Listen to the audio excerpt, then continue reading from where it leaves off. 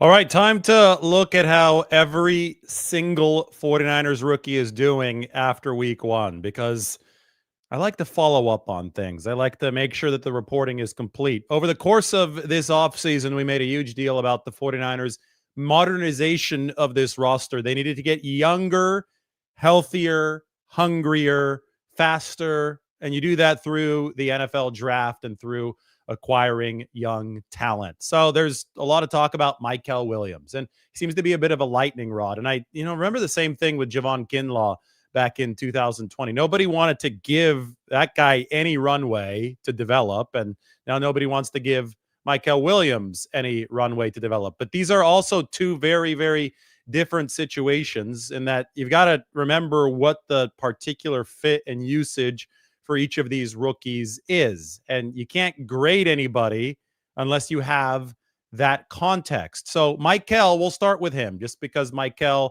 is the first round pick for the 49ers, and he did play 39 snaps in this game. It was Mykel Williams and Marques Sigle who were the two rookies that saw the most time for the 49ers on Sunday against Seattle. Mykel, 39 snaps, so he didn't get the full defensive workload for the 49ers. Mykel, 39 snaps. Can you hear my own voice? It's playing on my phone. Got to turn it off. I don't know why the hell it started playing on my phone, but that was pretty funny. Anyway, Mykel didn't play the full defensive workload. No defensive lineman does. You want to keep a rotation at that D-line to keep guys fresh. But Marques Sigle played every single snap for the 49ers. In fact, he was one of three defenders. It was Marques Sigle, Jason Pinnock, and D. Winters who played all 52 defensive snaps. So we'll get to the fifth-round pick, Marques Sigle, right after we talk about Mykel Williams. Why don't we have Robert Salah, 49ers defensive coordinator, give his appraisal of Mykel's performance first, and then I'll talk a little bit more about expectations and fit so we actually can have an intelligent discussion about how he did. Was he, there's a lot of things he's got to clean up. There's, when you get into an NFL game plan and it's going pretty quick, there's a lot of assignments, alignments for those guys where, they're not just we're not just lining up in the same spot like in years past. There's different things that we're asking him to do, which is a lot for a rookie. And when his feet are in the ground and he knows what to do, he looks really good, and he'll come along. He'll come along just fine. But he on the 40-yard play, got it. You talk about inches on the 40-yard play to at the end of the game. He's about to end it, and that center for Seattle, I think, makes an unbelievable play to save it. But Mykel is he's free off the pick, and he's about to end the game. But so he did a lot of really good things. But there's obviously some things he's got to clean up. Like him more from the inside or from the outside? Do you like what he's been doing from the inside more or the outside? It's going to be a work in progress for both. He's gonna make his living, at least while we're here, being a first and second down run defender on the outside, and then rushing the passer on the inside. And we think he can rush the passer outside too, but we also think that he can be an elite interior pass rusher, which is very hard to find. Those guys are rare, even more rare than an edge guy. So he's got great versatility to him. And when you ask guys to go inside out, it does take them probably a little bit more time. Especially when you think of our philosophy, we try to get guys doing one thing and doing it really, really well. He's in a position, and his greatest gift is his greatest curse in terms of his versatility, and we're trying to make sure that we balance it enough so that way he can maximize who he is.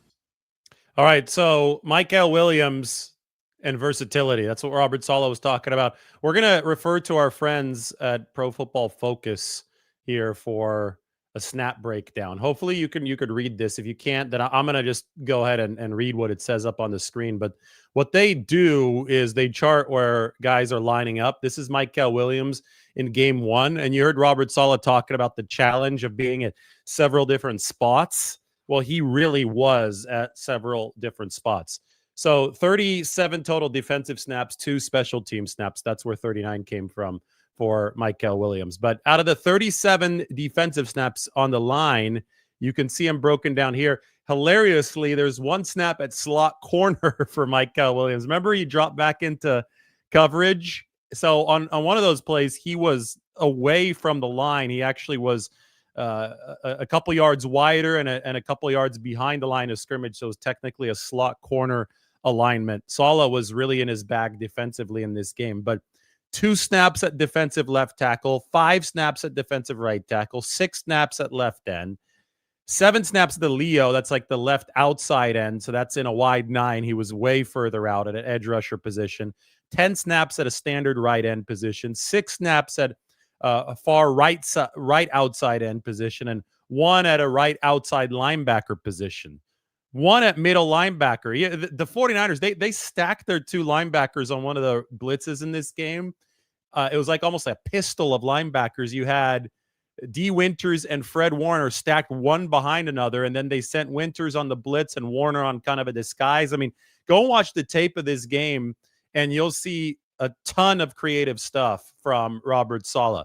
This was a standard 4-3 Seattle-style cover 3 for the first couple years of his tenure. In 2019, they started adding cover 4 quarters to the mix, which is like a man-based zone coverage. It's still a zone, but you plaster a man whenever that man comes into your coverage. So they diversified the coverage big time in 2019 from just the cover 3. They still ran a lot of cover 3 in this game on Sunday against Seattle, but I can't even begin to really describe the evolution of this defense beyond just that. They might be running something somewhat familiar on the back end, but especially the pressure packages, what they were bringing from the front 7 in this game, what they were asking their defensive linemen to do was some of the most complex stuff that the 49ers have done. Did it work? Of course it worked. They held Seattle to 3.2 yards per carry.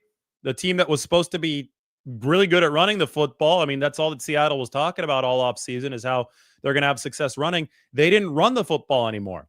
Guess who gets a good share of the credit for that? Guess who held good edges in this game? Guess who didn't look lost in the run game at any of his multiple positions? And by multiple positions, I go to this. That was the rookie, Mykel Williams. So when you hear like really simplistic analysis of, oh, I didn't see him win enough one-on-ones. Oh, he needs to flash more pass rushing wise. This is a first-round pick.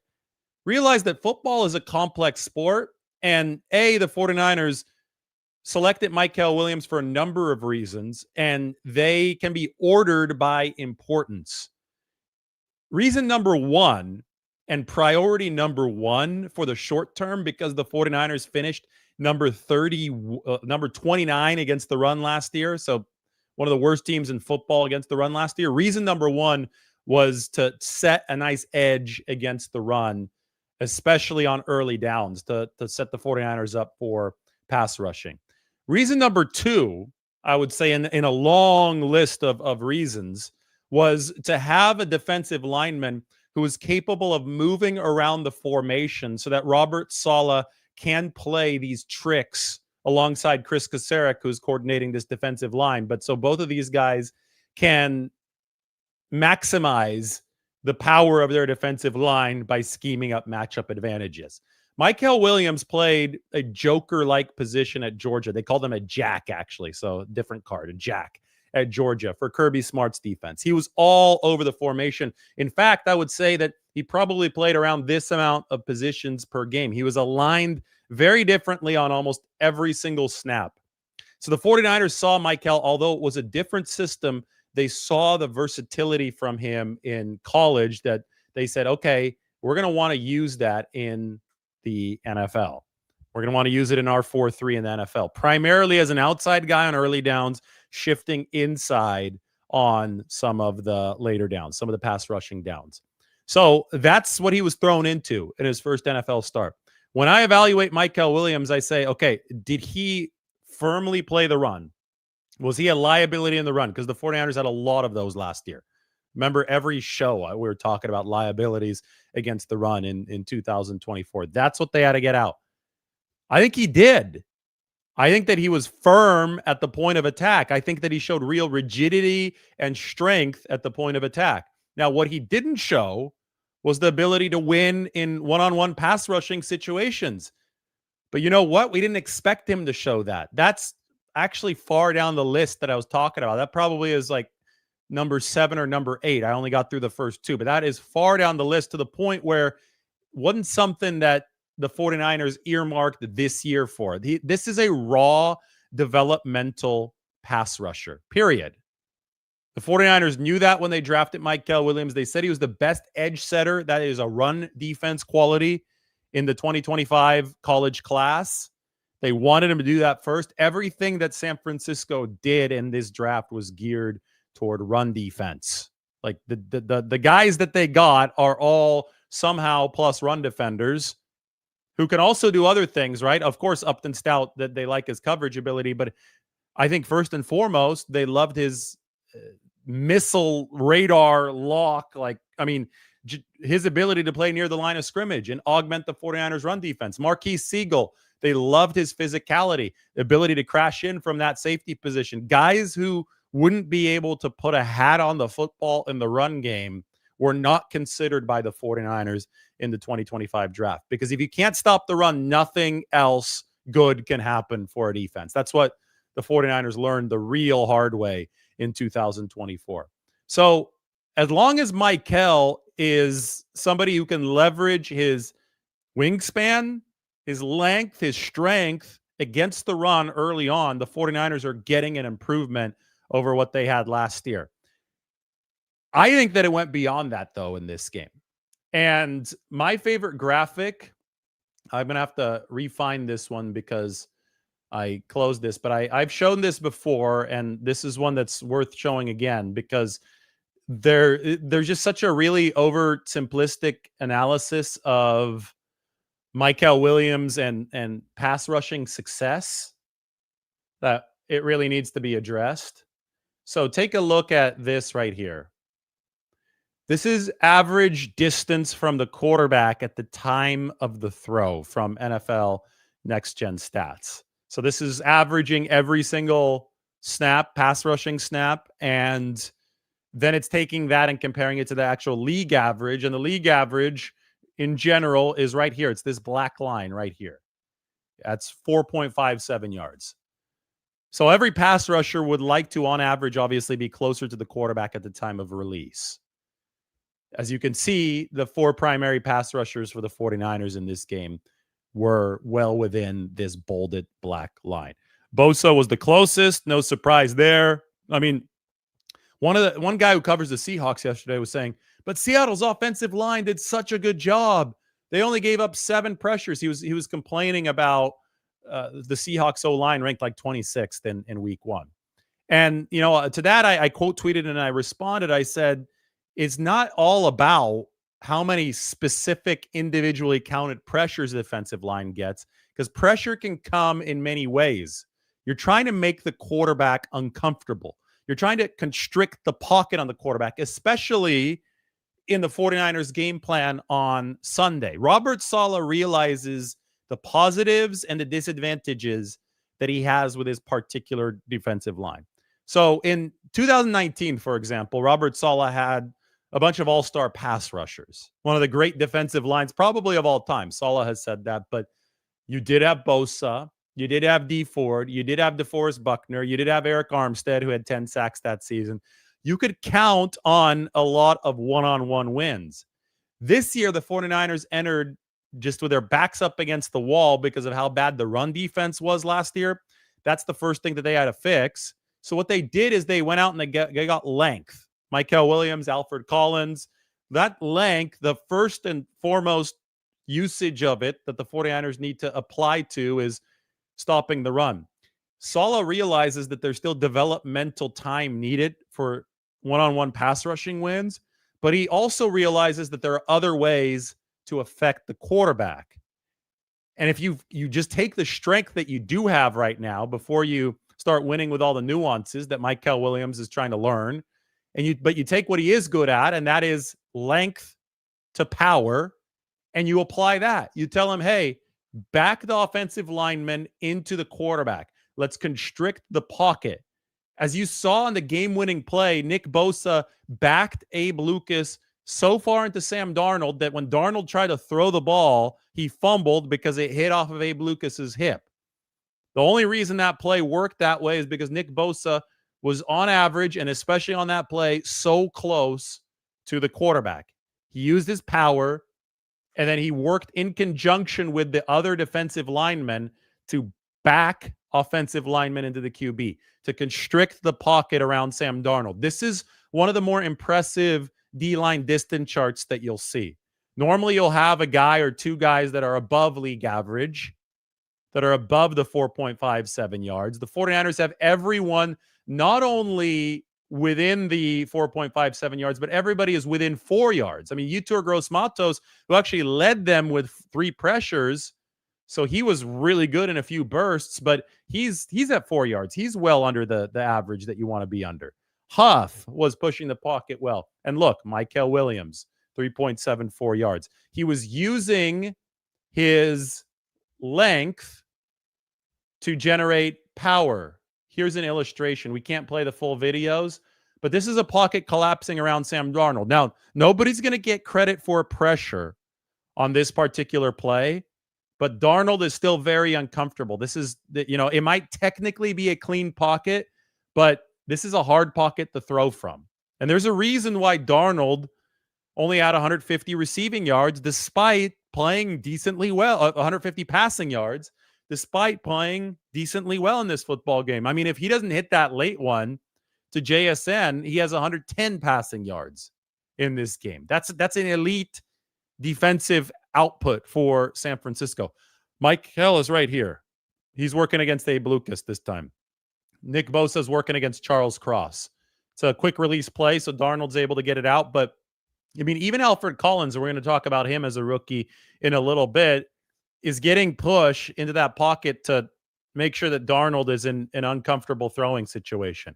So instead of providing massive flash as a pass rush on a down in, down out basis in this game, because I don't know if they're capable of that at this point. I think the 49ers understood their limitations and said, hey, we do have some length that we can turn into power. Why don't we just constrict this pocket on Sam Darnold and then let our very fast secondary, guys like Marques Sigle, guys like Luke Gifford, who is fast at that linebacker position, guys like Jason Pinnock, obviously Lenore, Renardo Green, D. Winters had a game. Why don't we let the back seven flow to the football as long as we rush in a disciplined way? And that's what Mykel Williams was able to do. Look at this. You could see his length. And if I was able to play the video here, you would see Abe Lucas backing up, like he's on skates backing up into Sam Darnold. And I think that I'm not saying that Williams was great pass rushing wise in this game, but I'm saying that he did present the disciplined kind of approach that took into account his weaknesses, took into account what he still needs to develop to give the 49ers an acceptable pass rushing performance, given all the context in this game. And the proof is in the pudding. Darnold had 150 passing yards. 49ers gave up 13 points. And I mean, if you really, really want to, judge Mykel Williams, then judge him for what he was brought to do here in year one, and that is the run defense. And I think that he did a solid job in that regard for San Francisco. So we're looking at how every single 49ers rookie is doing. That was Mykel Williams. Then we could look at Marques Sigle. Sigle in this game, I told you the 52 snaps. Good things are going to happen when you're around the football. So the 49ers have a metric called the swarm metric. And what it does is it allows the scouting department to really evaluate players who hustle, who are around the football. And they look at a bunch of college tape and they rank guys. How well does he rank in swarm? SWARM. In 2024, the highest graded 49ers prospect was Malik Mustafa in swarm. And as you can tell, the analytics translated really well to the actual performance on the field. Malik Mustafa was around the football all the time for the 49ers his rookie season in 2024. In 2025, the highest graded swarm prospect was Marques Sigle, another safety. All over the field. 49ers also loved the 40. He ran a 4.3 40. And what they really liked is that he played with that kind of speed, but he wasn't a finesse player, that he was willing to hit people. He's willing to get physical. And every single time, without fail, when you watch the tape and you saw the ball go to the other side of the field, Marques Sigle would come into the screen. He was always around the football. So they said, we want this guy in this key way. He reminds us of Malik Mustafa. They drafted him. He worked his way up the depth chart, even though he didn't participate in OTAs because he was recovering from an injury. By week one, I would say 2.5 to 3 weeks before week one, Marques Sigle had entrenched himself as the starting safety. I told you guys last week that he was going to start at safety. In case you didn't believe me, you saw 52 snaps from him, and I thought he played a really, really solid game. Robert Salah says that there were some things for Sigle to clean up, that basically the 49ers got lucky that Seattle didn't expose some things in the back end. Same thing with Upton Stout. They might have exposed Upton a little bit in the first half, but there was enough improvement in the second half to where that didn't happen anymore. I think that is to be expected.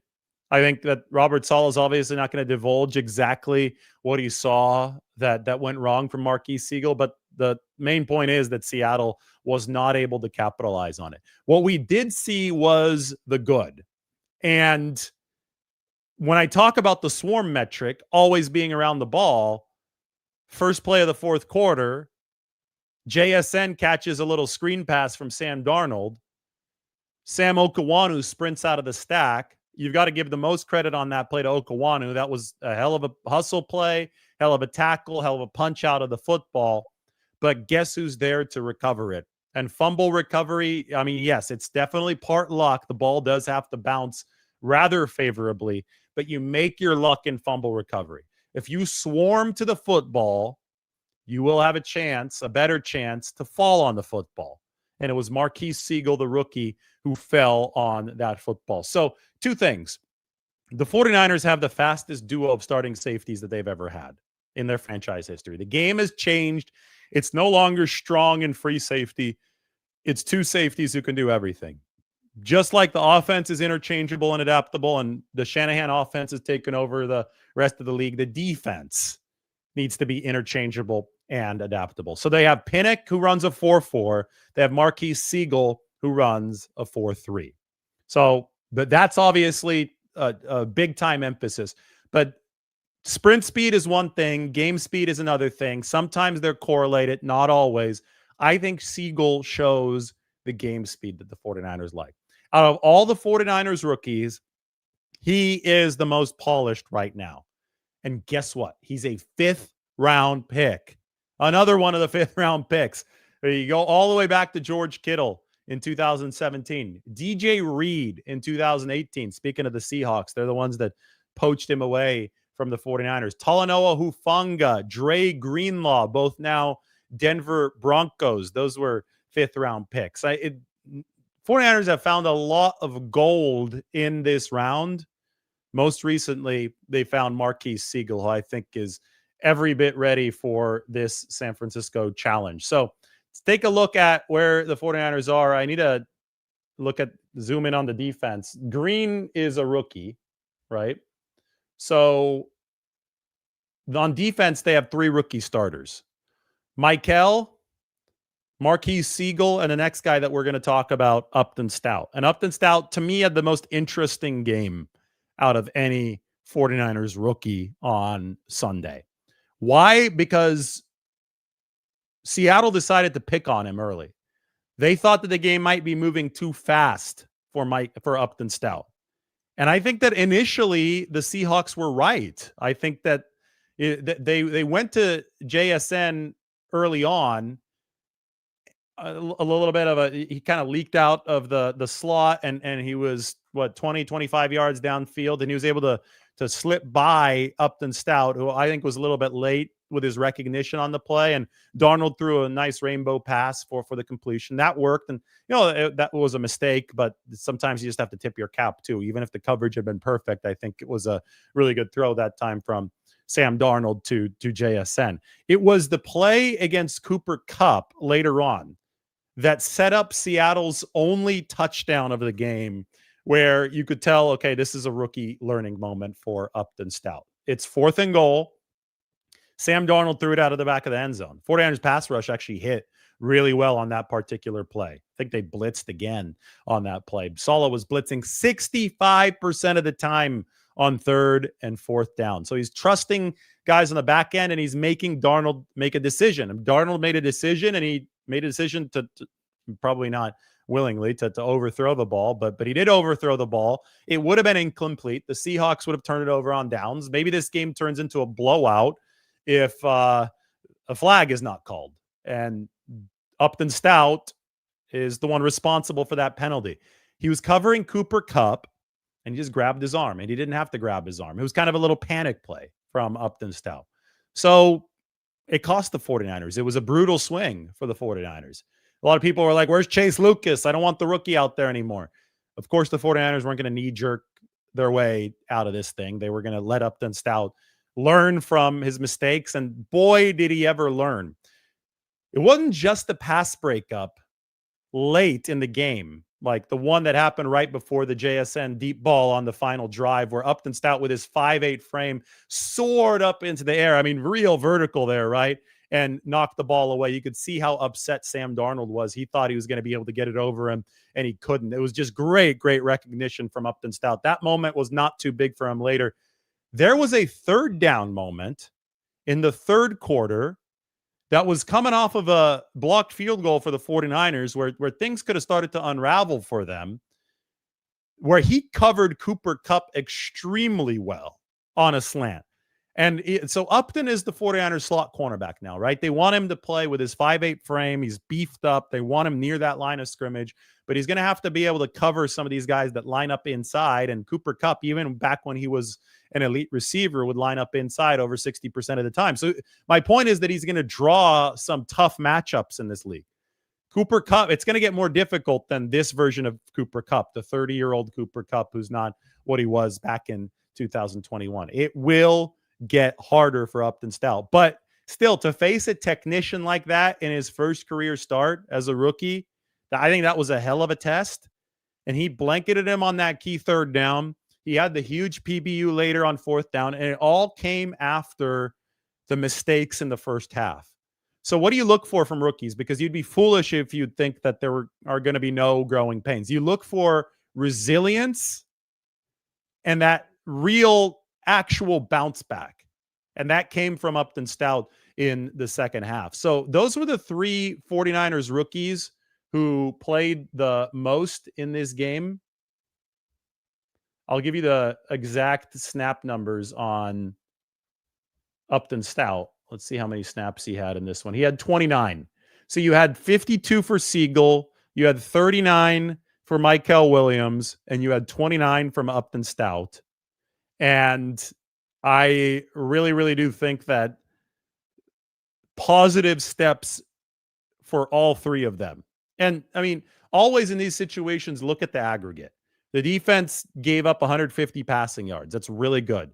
The defense gave up 13 points. That's really good. The defense tackled really well. There were only 3 missed tackles for the 49ers on the whole game. That's really good. I mean, Sigle had a miss in this game that didn't hurt the 49ers, which I think is really, really notable, because sometimes when rookies whiff on a tackle, it's one of the ugliest things that you've ever seen, right? And they miss in a fashion that allows the ball carrier to squirt away and pick up a lot of extra yards. But even on Siegel's miss, he funneled the ball carrier back to the 49ers defense. So he was playing team football as his safety, right? It was like you raise your defensive floor when you play fundamental team defense.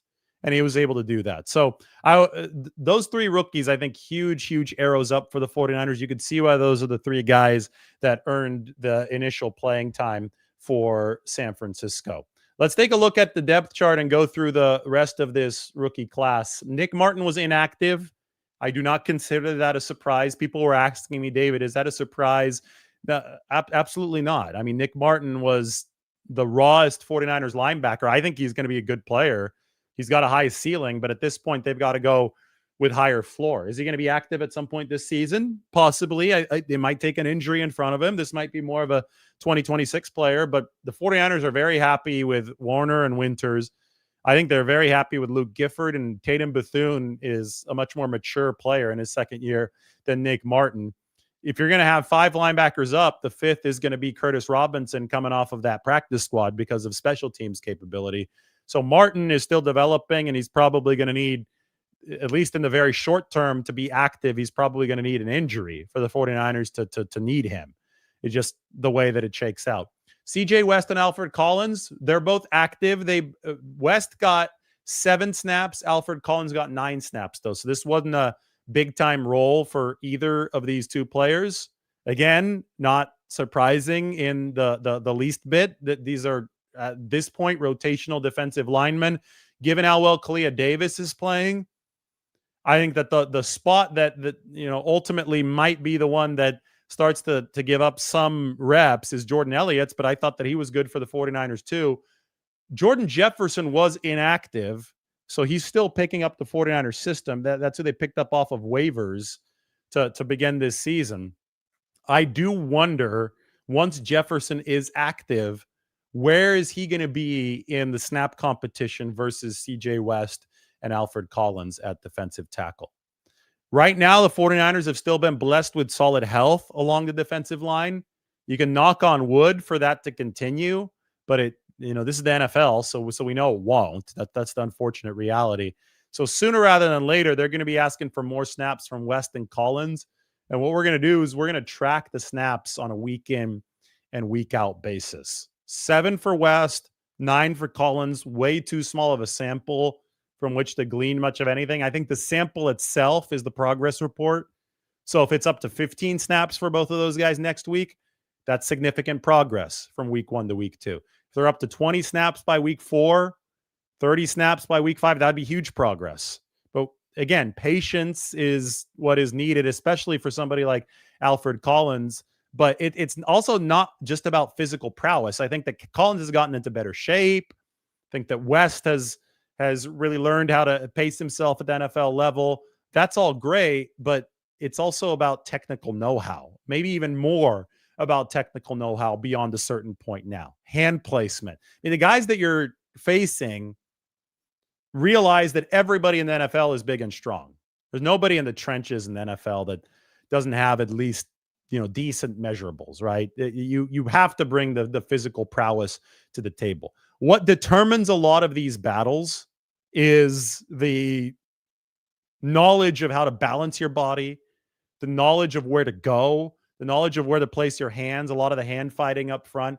Like, there are a lot of tricks that veterans use in this league. And that's what Collins and that's what West are going to have to pick up. The catch is that they probably will have to pick it up through game reps, but they've got to earn those game reps.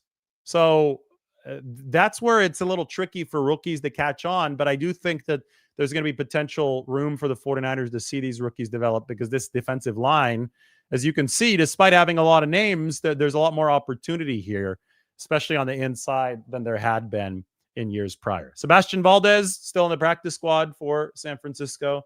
You've got him over here, joined by Evan Anderson on the 49ers practice squad. So those are the rookies over there. Junior Bergen on special teams was on the practice squad, so no update on him.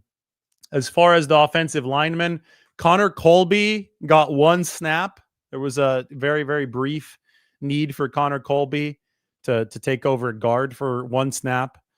That was it. It looked fine on that 1 snap, and Drew Moss was inactive as expected for this game. I would expect the 49ers to continue activating Colby and keeping Moss inactive.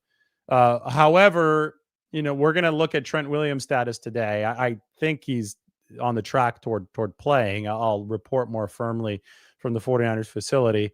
But if Williams is hurt and unavailable for this game, Spencer Burford's going to start. That's an emergency guard option. Burford starting a tackle. So then maybe you have to keep another offensive lineman ready to go. And I think in that case, you're probably looking at somebody like Drew Moss being active for San Francisco, unless they think that Nick Zakelj is more ready to play in an actual game. But that's a bridge that we're not going to cross until a little bit later. You know who else I need to highlight right now? Because he just came off of an injury, so I don't have him highlighted in rookie green right there. Jordan Watkins, the receiver. So we're going to watch Juwan Jennings' status today. if Jennings is unable to go after not having practiced the last 2 days, although he was working off on the side yesterday, 49ers have gotten good news on Jennings this week. They're optimistic, but we'll see. If Jennings is unable to go, though, then you're looking at Ricky Pearsall. You're looking at what? Kendrick Bourne, freshly learning the system, just coming in for the 49ers. Marquez Valdez-Scantling. Like, it seems to me that there would definitely be room. I know Russell Gage would get elevated too, but it seems to me that there would be room for Jordan Watkins to be active this week and maybe, just maybe, do something. So it's one of those things where, I think that Watkins is fast. He was good in training camp. He needs reps. He needs practice reps first, just because he was out for about a month with a high ankle sprain. But especially in this tenuous time at receiver for the 49ers, there may be a shot for him to contribute on Sunday. So TBD on Jordan Watkins. He was inactive week 1, but he's back now, and there's a good chance that he's going to be active week 2. We've got some news. Some real news here. The Bears are signing Jake Moody to their practice squad. How did the Bears do kicking-wise in that first game on Monday Night Football? Did they miss? Did they need to bring in competition, Mike? So Moody is back in an NFL building. He's with the Bears practice squad. Who's the Bears kicker? I was paying attention to Caleb Williams in that game, but I wasn't paying attention to who was doing the kicking for the Bears. I know that Mitch Wishnowsky was signed to Washington's practice squad, and he was elevated for the game last night, the Packers and the Commanders. And by the way, gosh, I'd be so disappointed if I were a Commanders fan right now. You go to the NFC Championship last year, you think that team is on the rise. The problem with the Commanders in 2024 was they didn't play good defense. They're the number 3 offense, EPA, number 22 defense. That's only because of the late surge in 2024. I just think they got older on defense. They re-signed somebody like Bobby Wagner. I'm not saying he's a bad player, but the youthful energy that the 49ers have striven to bring in defensively, that I think already paid off in week 1 that we're talking about on this show, I don't think, that doesn't seem like the Commanders have any of that. Right? Like, to me, that defense is going to struggle to be an above average unit. And when that was the problem last year, that was something that, they traded for Laramie Tunsil and on the offensive side, and they have Deebo Samuel. They traded for him too. Congratulations to him. He scored a touchdown. He's got 2 now after scoring only 4 all of last season. I like some of their vet pieces on offense. I know a lot of the talk is going to be about Jaden Daniels not playing a great game. I think the Packers are a very complete team. The Packers have gone from being a team lacking a little bit of pass rush to obviously being loaded now with Micah Parsons in that regard. So the Packers went out and got more balanced. I can't say the same about the Washington Commanders. And I think that Green Bay, as of right now, it's obvious you can't disrespect Philadelphia. They won the NFC last year. But the Packers, I think, are ready to puff their chests out and challenge Philly. If you ask about the 49ers, where they fall into all this mix, all of this underscores why developing the run game, which wasn't good in week 1 for the 49ers, and continuing to develop the defense is what will ultimately be the gauge of whether or not the 49ers can succeed this year, can compete with the big dogs of the NFC. I think it was Jordan Elliott, not the defensive tackle, but the journalist who covers the 49ers. He works for NBC Sports Bay Area. He said the Packers are going to win 15 games only to lose to the 49ers at Lambeau in the divisional round of the playoffs. Reminiscent of the 2021 season. Yeah, he was joking, but maybe he wasn't. Anyway, here that's quite the prediction. Here are our predictions for the 49ers against the Saints. What do you guys think I picked? Do you think I picked the 49ers to win or to lose? Link is in the description, so go ahead and check that out. Last week, I picked the 49ers to lose, and I was wrong, obviously. So hopefully I can get it right this week. 49ers prediction is going to be coming up a little bit later today. Actually, no, today's will the 49ers beat the Saints. Prediction tomorrow. I'm flying to New Orleans tomorrow. I'm headed down to the facility here shortly. We're going to have a Jennings report. We're going to have a Trent Williams report. We know that Purdy is out Mac Jones will be the QB. And yes, maybe our last Jake Moody update for a while. He is now a member of the Chicago Bears. He has signed with their practice squad. Anyway, go ahead and check out those predictions. This is the only place where you could probably get a show that detailed how every single 49ers rookie is doing right now. So appreciate your support, and we will talk to everyone soon.